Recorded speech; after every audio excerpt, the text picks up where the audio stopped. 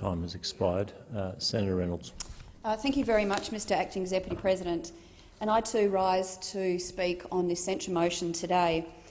And I also would like to address the issues that Senator Colin raises in what she calls erroneous and misleading testimony, because after I went through, and I will go through in detail, but after I went through the testimony very carefully from last week as a member of the Legal and Constitutional Committee, there was no less than 7 separate reasons by the Human Rights Committee on why it was called.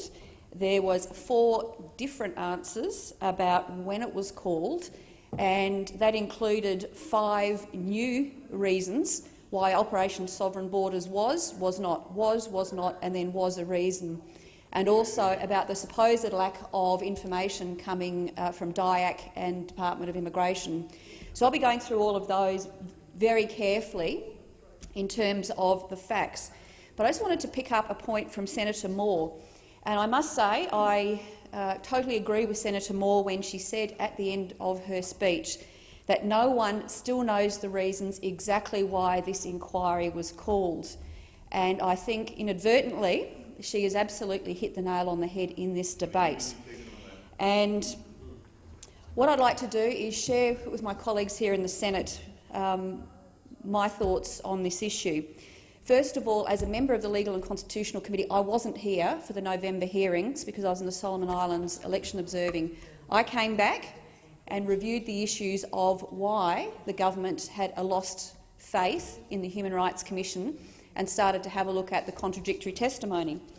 I also, through the course of that, read the report when it was released, and I also had a very close look at the the President's involvement in the protest group on this very issue, which right from the beginning made me a little perplexed at how an independent commissioner could be also a member of a very prominent protest group and saying things like, "Prison wire and terrifies kids, we're better than this."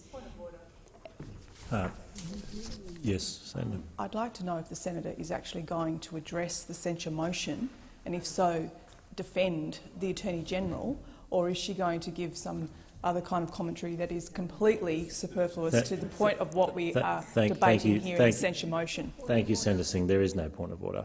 The censure motions are wide-ranging debates. Senator Reynolds is completely in order. Senator Reynolds. Thank you.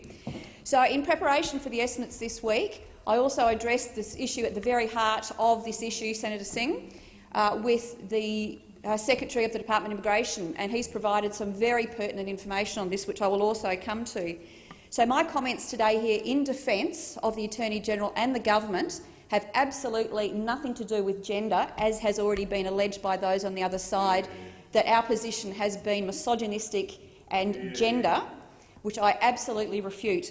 My questions then and today went to the heart of 2 things: why this inquiry was called and when it was called, which to me are the 2 most salient questions in relation to the government questioning on this issue, and why the Attorney-General lost confidence in the President of the Human Rights Commission.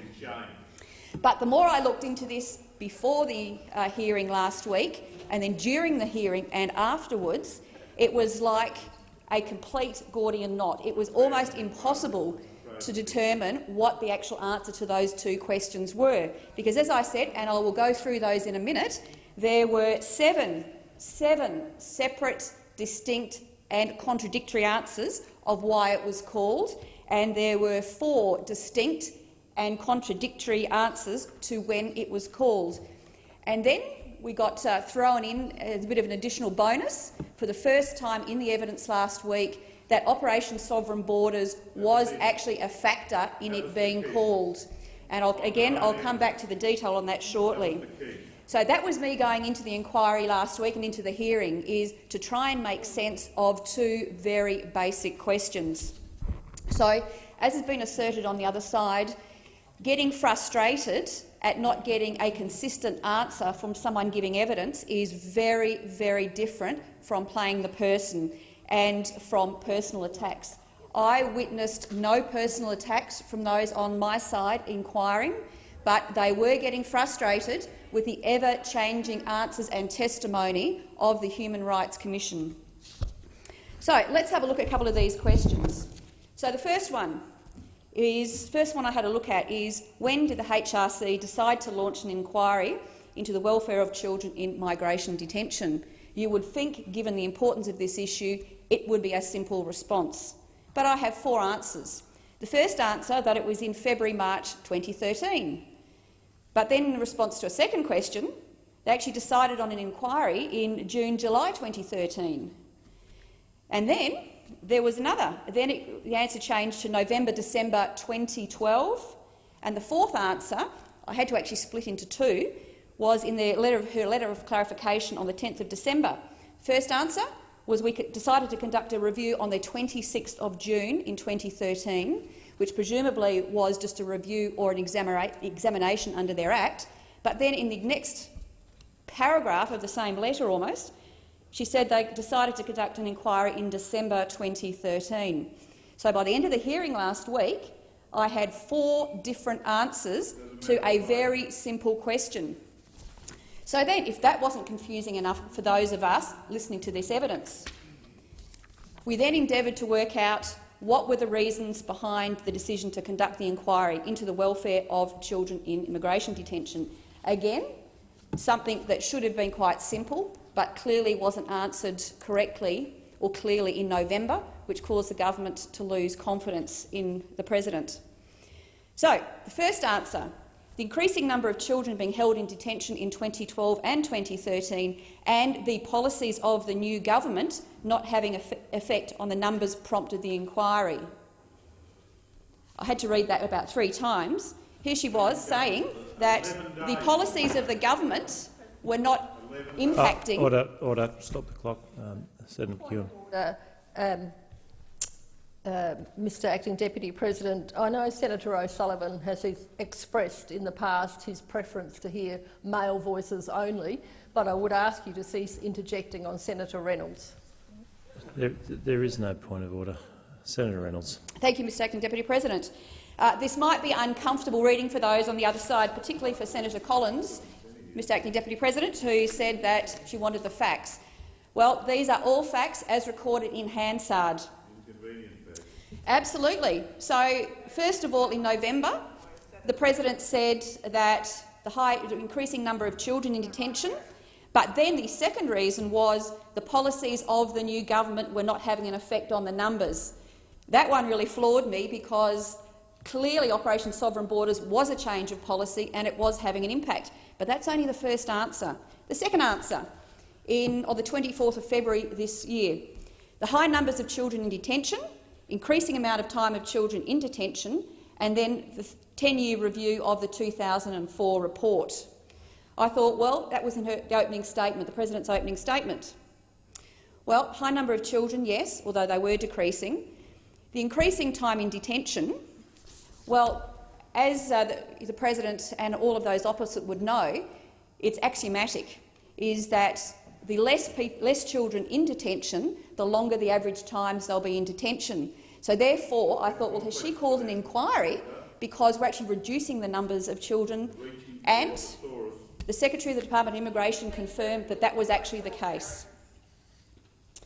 And then it was the snapshot review, which is very important because that features again later. So that was the second point. So 3 points there. You'll note that in not one of those 3 reasons provided in the opening statement was Operation Sovereign Borders or a drying up of information. But then, that was page 7 of Hansard. Then we get to page 20 of Hansard and the answer changes again. The professor, and I'll quote, "Once Operation Sovereign Borders got underway, it was clear that information from the Department of Immigration was not as readily accessible. So therefore, yes, Operation Sovereign Borders was a factor because of drying up of information, supposedly." But then there's a fourth answer. On page 20 as well of Hansard, so it wasn't even another page of Hansard, the answer was no, it wasn't Operation Sovereign Borders. Then a bit further down on the same page of Hansard, guess what? It was Operation Sovereign Borders that was an impact. And then we haven't even got to the end of that first page, and then Order. she says, no, it wasn't Sovereign Borders. And just to finish it off, on the same page of Hansard, yes, it was Operation Order. Sovereign Borders. Senators So to my left while that and may to have my made right. a lot of Order. sense to those opposite, it was impossible to determine new cause, Operation Sovereign Borders. Yes, it was. No, it wasn't. Yes, it was. No, it wasn't. Yes, it was, in one page of Hansard. But don't forget, it wasn't just whether Operation Sovereign Borders, new reason that had never come up before. It was also Operation Sovereign Borders because they weren't getting the information, and the information was drying up from the Department of Immigration. So we had 7 different answers in terms of the drying up of this information. An issue that had never come up before and never been raised with us, to the best of my knowledge. So we ask again, when did this occur? When did this drying up of information occur? Answer 1 was after the implementation of Operation Sovereign Borders, which, as everybody knows here, was late September after the federal election. Then answer 2, a bit further down, was in December 2013 the information started to dry up. Answer number 3. Senator Reynolds, resume your seat. Senator Singh. Mr Acting Deputy Speaker, we are debating a censure motion. It is a motion that has clearly pointed out 5 points to it, none of which Senator Reynolds is currently addressing. I ask you to please ask Senator Reynolds to address the censure motion that we are currently addressing if she is going to speak in this chamber on this motion. Senator Cormann. Point of order, Mr Acting Deputy President. Senator Reynolds is entirely relevant to the motion before the chair. The motion before the chair goes directly to the lack of confidence that the Attorney General has expressed into the chair of the Human Rights Commission. And what Senator Reynolds is doing very eloquently, I might say, is provide the context in which the Attorney General has come to the view which the Labour motion seeks to criticise. There's no point of order. Senator Reynolds. Thank you very much, Mr Acting Deputy President. And I know those opposite really don't like to hear the facts, but these are the facts. These are the facts, and I am very happy to defend the Attorney General. I sat in there and I listened. Order. Well, given it took, Mr Acting Deputy President, given it took Senator Wong, who was there on the day, till 4 o'clock in the afternoon to ask the Attorney a question, that's a bit rich. Senator Reynolds, resume your seat. On a point of order, Mr Acting Deputy President, interjections are disorderly, and the Leader of the Opposition continues to interject in relation to debate about a motion which is the most serious motion that could ever be considered by this chamber. So I ask you to call Senator Wong into order so that Senator Reynolds can provide her remarks to the chamber in silence. I remind all senators that interjections are disorderly. Senators are entitled to be heard in silence. Senator Reynolds. Thank you, and through you, Mr Acting Deputy President, I'd like to thank Senator Wong for extending me different courtesies than I extended to her when she spoke on this same issue. But coming back to the very inconvenient truth and some of the facts. So, we have here a new issue rising altogether, that of the drying up of information from the Department of Immigration pre- and post-election. So, 7 flip-flops on this in the one day. First of all, it was at the 18th of September that the drying up started. Then it was in December 2013. And then we had this extraordinary flip back to before the 17th of September during the caretaker period.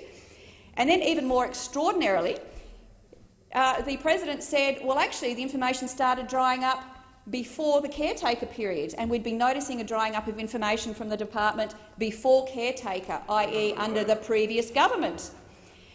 And then, in addition to more questions, the President said that she'd in fact written to the Secretary of the Department of Immigration on the 17th of September 2013 about this drying up of this information. Which we then said, well, was that in relation to sovereign borders? Oh no, it wasn't in relation to sovereign borders or to this current inquiry. It was relating to the snapshot report. So the next flip-flop on this is that the drying up of information happened on the 5th of August. Then it went back down to number 5 after the 7th of September. Then it flipped back to after the 18th of September. And then, extraordinarily, and I have to read this one out because it left me completely confused, it was presumably during the caretaker period, but it was actually after that as well. Somewhat confusing. So here we have 7 different answers on when the information dried up. Now, the letter that went to the Secretary of Immigration was not in this timeline. The President had provided a comprehensive report on timeline of all of the correspondence that had gone from the HRC to government and to the Department of Immigration, which over the course of the testimony, of course, we found that there was at least 2 pieces of critical correspondence that weren't listed in here, including the one to the Secretary of Department of Immigration. Now, interestingly, remember it was the 17th of September when the President wrote to Mr Pizzullo about this drying up of information for the snapshot report. But in the snapshot report itself, it actually says that the information in fact was received by the Department of Immigration on the 16th of September, a day before she actually wrote to the Secretary of Immigration.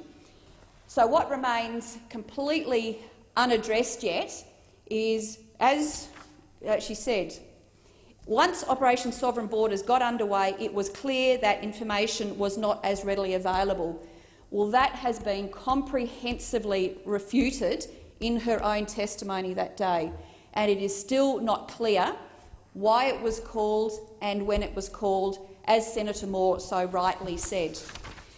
Now, I'm also very supportive of the Attorney-General and his actions and that of the Secretary of Immigration because, the Secretary of the Attorney-General's Department. One of the things that became very clear in the estimates on immigration the day before and then on this inquiry is that for the Human Rights Commission, they had a range of issues that were not addressed that should have been addressed in the report on basic, fundamental natural justice and procedural rights. The Secretary of the Department of Immigration and Border Protection confirmed this last week. And in fact, I'd like to read out now his response in the report. He says on the 10th of November, the Department has already identified a wide range of concerns regarding the manner in which evidence and information provided to the inquiry has been evaluated and utilised. Whilst the Department acknowledges that the Commission has made some substantial changes in the findings and also made some changes to the final report, I note that these changes appear to only partially address the specific examples raised. Now, what were those specific examples he raised in the Human Rights Commission report on such an important issue? Claims not affording procedural fairness or right of reply, untested claims and subjective observations, over-reliance on the Commission's own experts, and little or no weight afforded to policy and procedure of the Department and its contracted service providers, and also dismissal of evidence provided to the Commission. For those who have not yet read the Department of Immigration and Border Protection submission, it absolutely brings into question this whole report in my mind due to lack of procedural fairness and equity. And let's face it, the other issue is why did we need this report? Any Australian, if you asked any Australian, is detention a good thing for children? Of course it's not. And we had a report 10 years ago. We all agreed then that detention was no place for children or for adults. We stopped the boats, we closed the detention centres, and there were no children left in detention. I think the biggest shame in all of this is that those opposite have been playing the man. That's the Attorney-General and the Secretary of the Attorney-General's Department, where the facts are very clear in their ambiguity is we need to get back, and I'd ask all senators in this place to get back and have a look at the facts of this case. The facts are that we currently have 7 different reasons from the President and her office about why it was called. We have 4 separate and distinct reasons when it was called. And last week, which has remained untested in all of the other colour and movement on this, is sovereign borders wasn't, and then was a factor, and 7 different answers about when this supposed information dried up. These are the things that I think the Senate should be now pursuing to get clarity on this issue.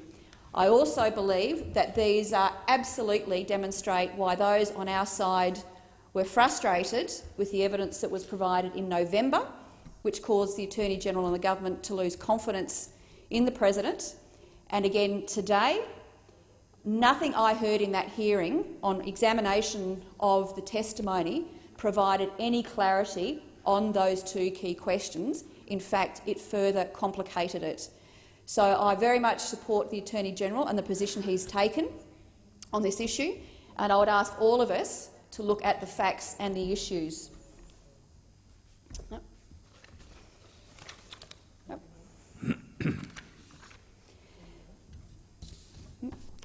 I am a very strong supporter of the Human Rights Commission and for having a Human Rights Commission, but it must be politically impartial. And we have a right to expect that it will on occasions be critical of the government in discharge of its statutory function. However, the Commission must maintain confidence of both sides of politics, and it must be politically partisan. I believe, from my review of the evidence, that the only possible conclusion from Professor Triggs's inconsistent evidence last week was the decision to hold the inquiry into children in detention was politically partisan. And it saddens me to say that, but the evidence on the key questions that count, I think, clearly demonstrate that it was a partisan report on a critical issue for this country. I support the Attorney-General and the actions he's taken, and I strongly support and endorse the actions of the government to stop the boats, to stop people drowning and to get kids out of detention. Thank you. Senator